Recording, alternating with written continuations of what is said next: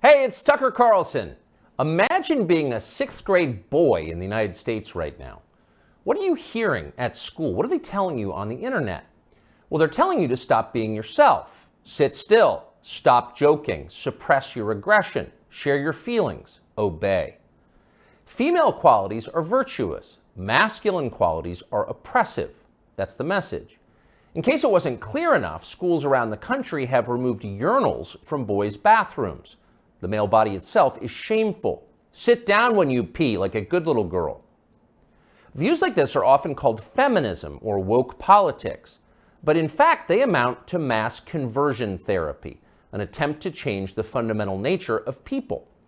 Nothing like this has ever been attempted at scale. It's one of the most grotesque and destructive experiments in human history. What would it be like to find yourself the subject of that experiment as a boy trying to become a man during the Biden years? Well, you might kill yourself. Many have. You might decide to reject your own manhood and embrace androgyny, or even switch sexes. Girls are better? Fine, I'll become one. Or more likely, you might simply withdraw into porn and weed and video games and give up on your life before it's begun. You might retire at 19, a less dramatic form of suicide. All around us, this is happening. Noticing it is forbidden, but that does not make it any less real. So it's probably not surprising that Andrew Tate was the most Googled man in the world last year. He offers a different vision. Tate is a former professional kickboxer who about a decade ago began posting advice to young men on social media. Tate's view is that men want respect above all. It's how they're wired. In order to get respect, men must become worthy of it. They must become more impressive. Wake up early, work as hard as you can, stay sober, find God, keep yourself physically fit, don't complain. That's his worldview. Earlier generations of Western leaders might have found parts of Tate's message inspiring. Now it's seen as a threat. The media treated him like a criminal up until the day he was officially classified as one. Just after Christmas last year, Tate and his brother Tristan were arrested and thrown into prison in Romania, where they live. The Tates were held without charges for 3 months, very likely with the encouragement of the British and American governments. In June, they were charged with human trafficking. They're now under house arrest until their trial. Are the Tates guilty of human trafficking? We're not their lawyers, but it's worth noting that as of today, not a single woman has come forward to say that she was kidnapped or imprisoned or moved across international borders against her will by Andrew or Tristan Tate. It's also true that in some ways, the charges against the Tates seem inevitable, like they were always going to happen. Accusing a man of a sex crime is the fastest possible way to discredit what he's saying.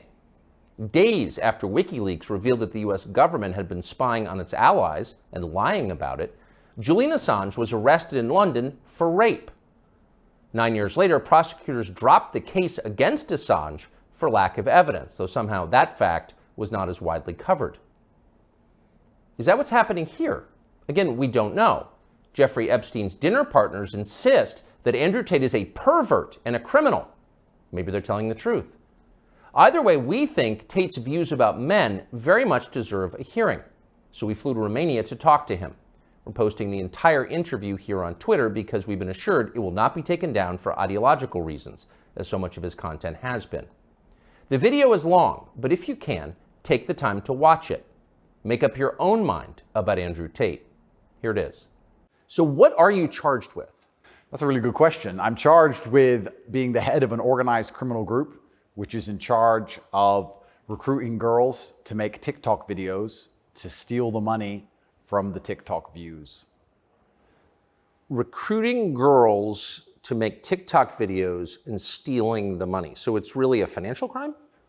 It looks that way, and it's very interesting because the girls who they've identified to add to the file are saying that we're not victims of anything and this isn't true. But the state believes it's true, and the state thinks that I, as a 35-year-old man, woke up. I was already extremely financially successful. I was already a father. I was already very well known. I had no financial motivation. I have no criminal record. It's not my personality profile, but I woke up at the age of 35 and decided to make girls do TikTok to enrich myself with the pennies that I would earn from TikTok views.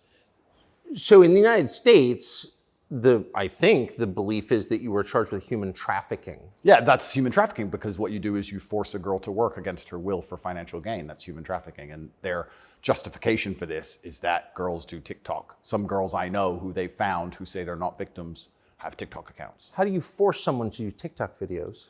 I guess the prosecutor is going to have to explain that, isn't he? It's a very interesting scenario I'm in, and I'm inside of Romania, so I have to show a degree of respect to the Romanian judicial system, and I have to show a degree of respect to the situation I'm in. But the overall charge is that there's an organized criminal group. There's a group of us. I'm the head of it. My brother is below me, and we use the lover boy method to convince women to do TikTok videos to make money so that we can steal the TikTok money. So there's no, just to be clear, you are not accused of pandering, of pimping, of forcing women to have sex with anybody. No, not forcing them to have sex, not restraining their movement, not stopping them from living a full life, but the fact that we are somehow convincing them to have TikTok. Very interesting. I don't think... But there's no actual... I'm asking you this because I do think it's a widespread belief that you were accused of pimping. Yeah, no, that's nothing to do with any of this case. Absolutely nothing. And it's kind of scary because the crime in itself of human trafficking is a unique one, because they can ignore the statement of the victim. So the girls have come forward and said, this is insane. You've just picked us because we're near Andrew and we're his friends. But the whole idea of the crime is they can say that she's brainwashed, right? She's under duress. So you can ignore her statement. State says she's a victim regardless of the fact that she says she's not a victim. So it's very interesting because the difference between sex and rape is consent, right? Right. But they remove all of that. They're like, nope, you're a victim. No matter what you say, we're deciding you're a victim. And they've chosen them. And of course, these girls do nothing pornographic. They've never had sex with anyone, nothing to do with that. So they've picked TikTok. So it's scary. Imagine you're a full-grown man anywhere in the world today. They can find two girls who have TikTok on their phone, which is every single female on the planet, and they can accuse you of forcing them to take the TikTok money. And even if the girls say they didn't do that, this isn't true, then you're still a human trafficker. But force, what does that consist of? Forcing someone to do something, are they accusing you of using violence or? No, they're accusing me, and this thing, they're accusing me of using the lover boy method, coercing them by being nice. And by the way, these charges presumably are public, so... They're public, and this is extremely serious, but if you actually analyze the overall case against me, they're saying that Andrew and his brother, by being nice men, convinced girls to have TikTok accounts and then take the money. And it's very interesting because inside of the entire case file, there's not a single financial transaction to us for money. What are the penalties? They're extremely severe, 5 to 10 years in jail. And I've already served, coming up now, 7 months in a form of jail. They can only hold you are essentially incarcerated right now. Absolutely, I'm on house arrest, and that counts as jail. You can only be held 6 months without charge. I was initially picked up, thrown in a cell without charge, and I think the intention of the entire investigation at that point was to find the crime because they had very, very weak evidence. They contacted 2,000 people who know me or knew me. They tried very hard to convince some female somewhere to come forward and say something bad about me. The media machine, which works hands in hands with the justice machine, as you know very well, did exactly that. In fact, they offered bribes effectively. They'd call up ex-girlfriends and say, if you have anything bad to say about Andrew, we can pay you $50,000 for the story. And they tried very hard.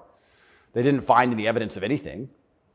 They then released me on house arrest, and then 2 days before the legal limit in which they had to drop everything, they charged me with whatever they had from the beginning, which is very little.